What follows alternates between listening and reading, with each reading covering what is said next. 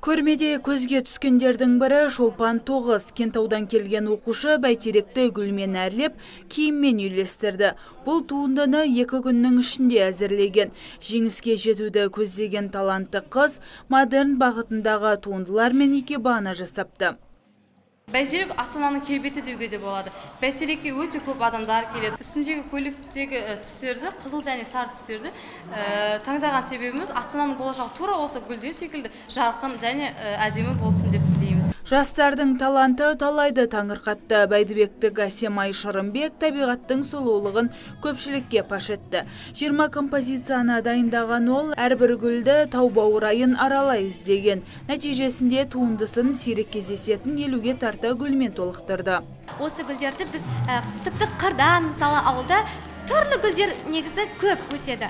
Біз оны ешқандай сатып алған жоқпыз. Өзіміздің ауылда табиғи өсіріліп жатқан гүлдерден осындай әдемі композицияларды құрастыруға біздің мүмкіндік туындады. Ал мұнда ешкімге сүйкімсіз, ешкімге де ұнамайтын, ешкімге жақпайтын тікенек гүлдің өзін басқа гүлдермен үйлесіп таба алатынын, басқа гүлдермен қосылып, қиялымыздың ұшқырлығы арқылы оның тіпті әдемі болып түсетініне көзіміз жетіп тұр. Біздің мұндағы мақсатымыз басқа барлық табиғаттағы ешқандай зиянды зат жоқ екен.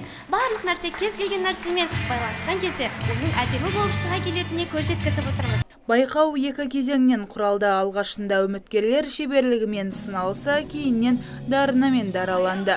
Яғни елорданы әнге қосып, жалынды билерін тарту етті.